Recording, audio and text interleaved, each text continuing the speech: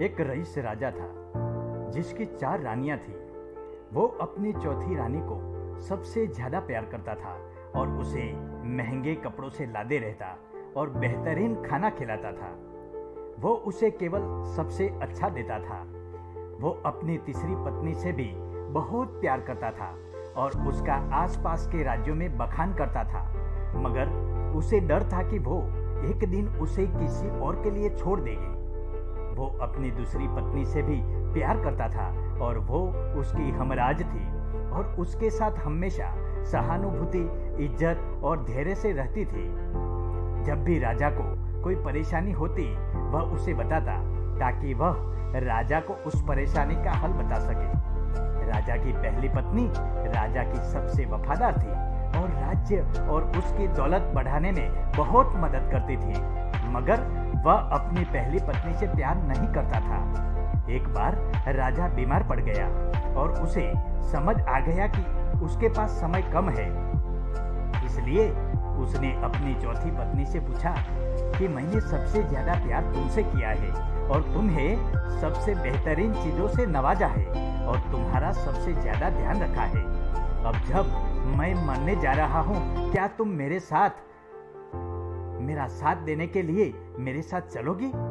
तब उसकी चौथी पत्नी ने जवाब दिया कि बिल्कुल नहीं। उसकी बात राजा के दिल में छुरी जैसी चुभी। अब दुखी राजा ने अपने तीसरी पत्नी से पूछा कि मैंने सारी जिंदगी तुमसे प्यार किया, अब मैं जा रहा हूँ, क्या तुम मेरे साथ चलोगी? नहीं, ऐसा तीसरी पत्नी ने जवाब दिया। जिंदगी बहुत अच्छी है और जब तुम मरोगे तो मैं दोबारा शादी करूंगी। अब राजा लादिल बैठ गया और वह ठंडा पड़ गया था। फिर उसने अपनी दूसरी पत्नी से पूछा, मैंने हमेशा जरूरत के वक्त तुमसे मदद मांगी और तुमने भी हमेशा मेरा साथ दिया। जब मैं मरूंगा, क्या तुम मेरा साथ देने मेरे साथ आओगी? माफ करना, इस बार मैं तुम्हारी मदद नहीं कर सकती।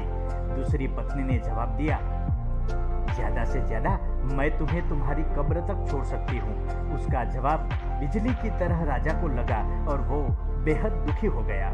तभी एक आवाज आई, मैं आपके साथ चलूंगी और जहां आप जाएंगे वहां चलूंगी।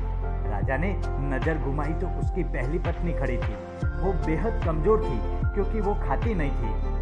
दुख से भरकर राजा ने कहा कि जब मेरे पास मौका था तब मुझे तुम्हारा बेहतरीन ध्यान रखना चाहिए था। दोस्तों, इस कहानी से हमें यह सीखने को मिलता है कि हमारी चौथी पत्नी हमारा शरीर है। हम चाहे इसे सजाने धजाने में कितना भी दिल लगाए, मृत्यु के समय ये हमें छोड़ जाएगा। हमारी तीसरी पत्नी हमारी संपत्ति, दर्जा और दौलत है। जब हम मरते हैं ये औरों को मिल जाती है। हमारी दूसरी पत्नी हमारा परिवार और समीगण है। चाहे वो कितना ही हमारे साथ हो, ज्यादा से ज्यादा वो हमारे साथ शमशान तक आ जाएंगे, पर उससे आगे नहीं। हमारी पहली पत्नी हमारी आत्मा है जो अक्सर दौलत, ताकत, अहंकार के सलये बेध्यान हो जाती है, मगर हमारी आत्मा ही एक ऐसी है जो जहां हम जाएंगे वहां तक जाएगी। इसलिए इसे उपजाए, ताकतवर बनाए और इसका आज से ही ध्यान रखें। यही दुनिया में आपका सबसे बड़ा तोहफा है। ऐसी नई कहानी सुनने के लिए समन्वय स्टोरी चैनल को सब्सक्राइब कीजिए। जय हिंद।